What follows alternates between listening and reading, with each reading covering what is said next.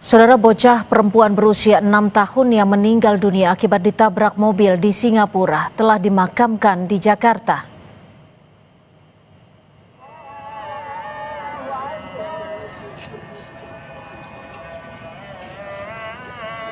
Suasana haru menyelimuti proses pemakaman di TPU Tanah Kusir, Jakarta.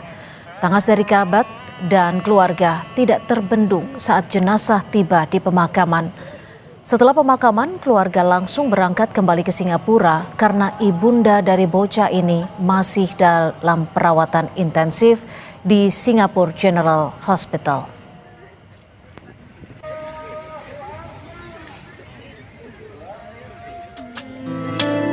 Insiden yang menewaskan seorang bocah WNI terjadi pada 6 Februari lalu di tempat parkir dekat salah satu destinasi populer, kuil relik Gigi Buddha, South Bridge Road, Singapura sekitar pukul 11.50 pagi. Seorang saksi mata mengatakan mobil yang dikendarai perempuan berusia 38 tahun melaju keluar dari area parkir di samping kuil dan seketika menabrak korban. Awalnya, ibu dan anak tersebut sadar saat dilarikan ke rumah sakit. Namun anak perempuan tersebut meninggal dunia karena luka-lukanya. KBRI Singapura menyebut sopir penabrak sudah ditetapkan menjadi tersangka. Sopir tersebut sudah ditahan di hari yang sama saat peristiwa terjadi. Namun sesuai dengan aturan hukum di Singapura, seseorang tidak bisa ditahan lebih dari 48 jam jika belum ada keputusan penahanan oleh pengadilan. Singapura Police Force masih terus melakukan penyelidikan dan pendalaman kejadian tersebut. Sejauh informasi yang kami terima, yang bersangkutan ditetapkan sebagai tersangka. Kata perwakilan KBRI Singapura Fungsi Penerangan Sosial dan Budaya, Rizky Kusumastuti, seperti kami kutip dari kompas.com. KBRI Singapura juga bakal memberikan pendampingan hukum terhadap WNI yang menjadi korban kecelakaan mobil di Singapura. Tim Liputan, Kompas TV. Saudara, polisi Singapura sudah menetapkan sopir yang menabrak bocah WNI berusia 6 tahun hingga tewas menjadi tersangka. Sementara ibu bocah itu masih menjalani perawatan intensif di rumah sakit di Singapura. Bagaimana KBRI di Singapura mengawal kasus ini? Kita tanyakan kepada Wakil Kepala Perwakilan RI di Singapura, Thomas Ardian Siregar. Selamat petang, Pak Thomas. Hingga sore hari ini seperti apa kondisi dari ibunda korban? Selamat petang, Mbak. Pertama-tama tentu kami dari KBRI Singapura ingin mengucapkan bela sungkawa yang sedalam-dalamnya pada korban, keluarga korban atas peristiwa ini. Berkaitan dengan kondisi Ibu Raisa, kemarin siang saya berkesempatan untuk menjenguk ke rumah sakit, bertemu dengan suaminya atau bapak dari Adinda Sena, almarhum Sena, yaitu Pak Ashar. Dan juga diberi kesempatan juga untuk menjenguk Ibu Raisa. Jadi secara umum yang kami lihat, Bu Raisa masih terbaring lemah ya di unit HDU, itu High Dependency Unit. Namun dalam keadaan cukup stabil, bisa berkomunikasi dengan kami, cuma tentu dalam keadaan sangat lemah ya. Nah, dari penjelasan Pak Ashar yang diperoleh dari dokter, bahwa masih diperlukan observasi lebih lanjut kepada Bu Raisa karena masih dari internal injuries yang dia dapatkan dari kecelakaan itu masih perlu dilakukan penanganan medis oleh pihak rumah sakit.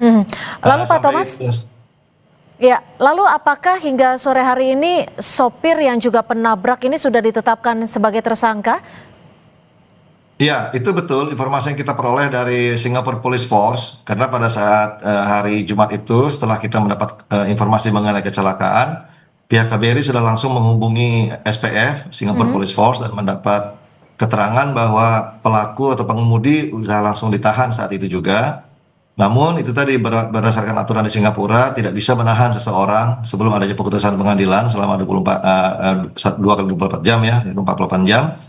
Jadi sementara ini statusnya masih tersangka, namun tidak ditahan di polisi. Jadi dengan jaminan dia dibebaskan dalam bentuk jaminan. Itu masih menunggu proses penyelidikan berikutnya. Tentu dia akan dipanggil kembali untuk ditanyai lebih lanjut.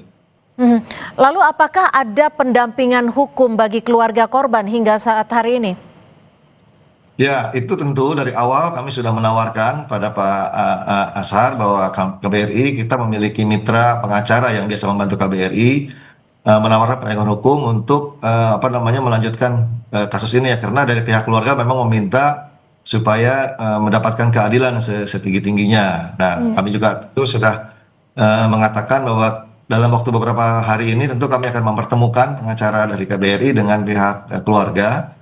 Karena tentu juga melihat kondisi keluarga ya, dari Pak Ashar sendiri kan tentu sangat shock dengan peristiwa ini. Kami juga tidak ingin secara terburu-buru memaksa dia untuk segera berbicara dengan pengacara. Kami selalu konsultasi bagaimana keadaannya, tapi dari awal, dari hari sejak pertama terjadi, kami sudah langsung menemui keluarga korban dan menawarkan bantuan penegakan hukum. Jadi Oke. ke depan kita akan bekerja sama dengan pengacara untuk terus menggali informasi ini lebih dalam. Ya, Pak Thomas, kalau kita melihat lagi peristiwa yang terjadi saat itu, sebenarnya kronologinya seperti apa dan apakah ada faktor-faktor yang bisa dikatakan sebagai faktor pemberat bagi pelaku penabrakan yang juga sopir dari pengendara?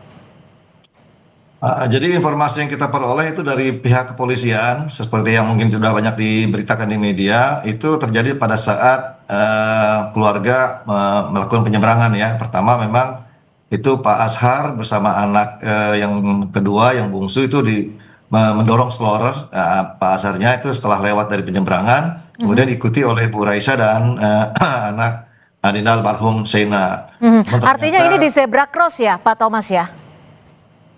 Itu kami tidak memperoleh rinciannya, Mbak. Jadi karena kan ini masih dalam proses penyelidikan. Bahkan tadi kalau dikatakan seperti apa kondisinya juga itu kami belum dapat keterangan yang resmi mengenai itu. Jadi hanya secara umum saja bahwa mereka sedang menyeberang, kemudian Bu Raisa dan Shaina ini ketabrak.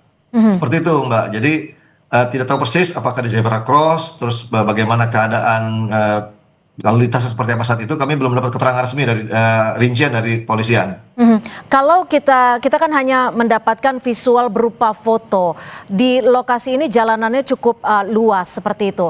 Lalu apakah ada informasi yang sudah diterima pihak KBRI berapa kecepatan dari kendaraan tersebut saat peristiwa terjadi?